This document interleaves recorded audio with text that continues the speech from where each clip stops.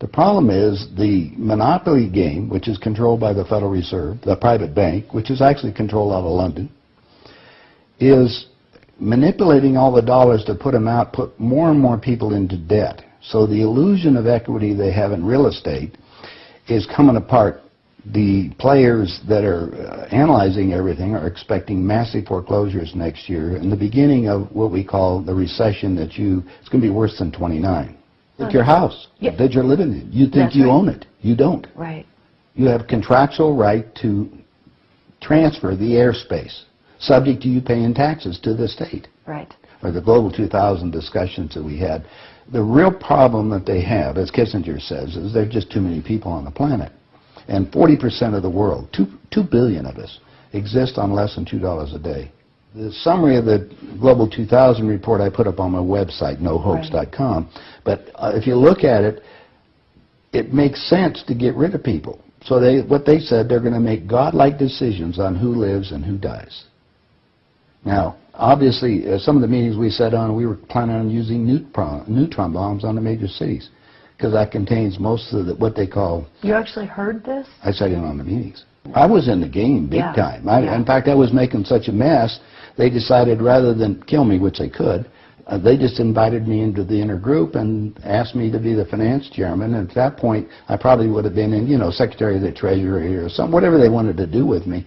What I was doing prior to that, so, making it right, I would volunteer to become a president of a company, and I'd go in and liquidate it.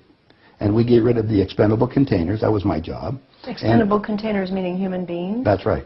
Yeah, it's amazing. That's well, that was the inside vernacular, wasn't it? Yeah. Oh, well, that's what we used at that time. I mean, it went from there to useless eaters today, so you're happy with it, you're a human resource. So, which, all you are is part of the commodity, even in the business sense. You look at it, you have a cost. Labor, what is labor? Human resource. When you're going to put together some kind of product. Well, the inside of the game, when we started to use neutron bombs, today they figure that biologicals are much cheaper. They're still planning on, the plan is to get a war started in the Middle East. And they're still planning on using a neutron bomb, or one of the bombs that they've got developed on Israel. And that's to begin World War III, which is all in the cards. And it's going to happen. They even put a monument up to this whole program. It's called the Georgia Guidestones. Outside of Atlanta, and they've got it all set down there. It's all in 8 languages. Basically, it's fait accompli as far as they're concerned. It's just to get the thing going in the Middle East, and it's not going fast enough. I mean, Carter put this thing in, so we have the Plan 2000, with the war starting in the year 2000 in the Middle East. Reduce the population of the planet down to 500 million, have one world currency under the Homeland Security, or FEMA if you want to call it. They're going to declare an emergency, which are going to shut down everything. My friends, my CIA associates, I don't even call them friends anymore. CIA is crooks in action. They're all professional liars. I mean, they got to be if they have that job. So that you have to look at what they're doing. Anyway, they're so concerned, they're leaving the country too. Most of them are going to Latin America.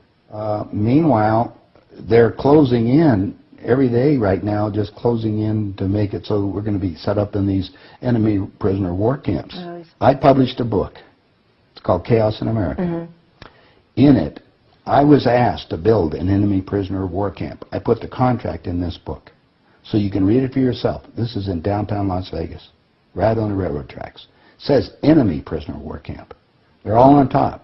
And they're building them all the way across the United States right now.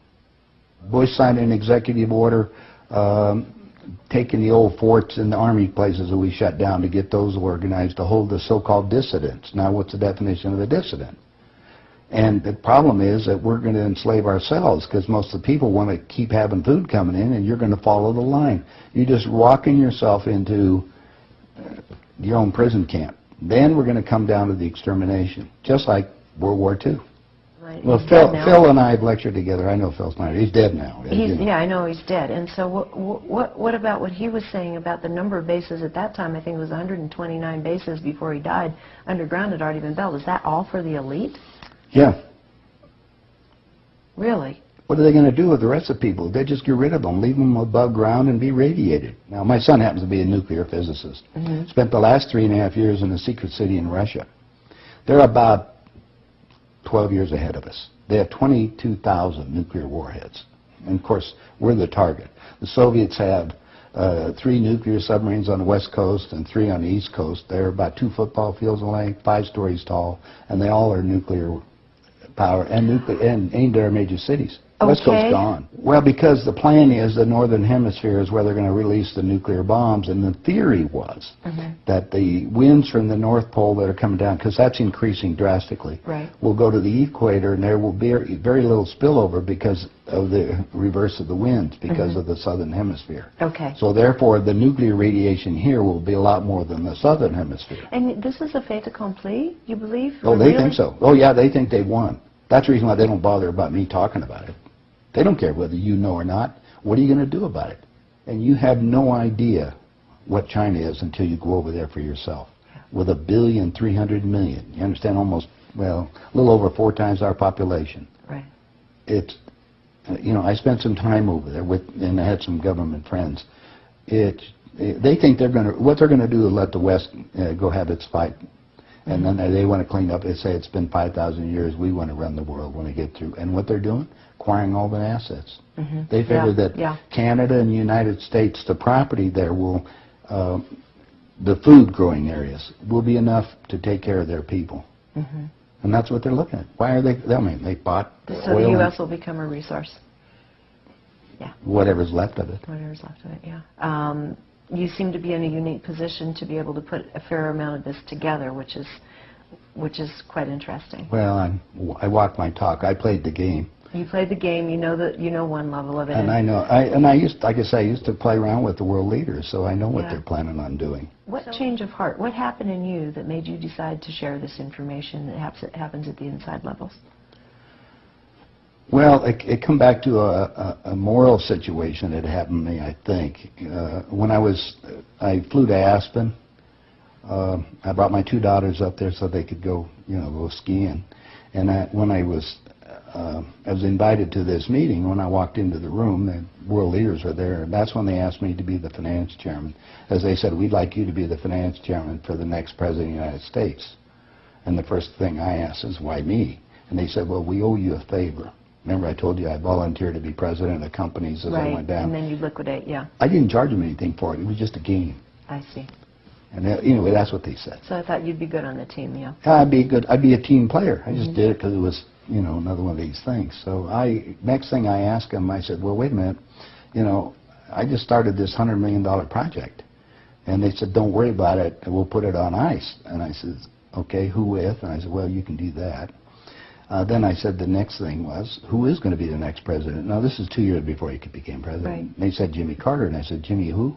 And they said, well, he's the Democratic governor of Georgia. And I said, I've been voting Republican. And Paul Volcker said, son, don't worry about it. We control them both. Yeah. And I said, well, I got the next question is, what does a finance chairman do?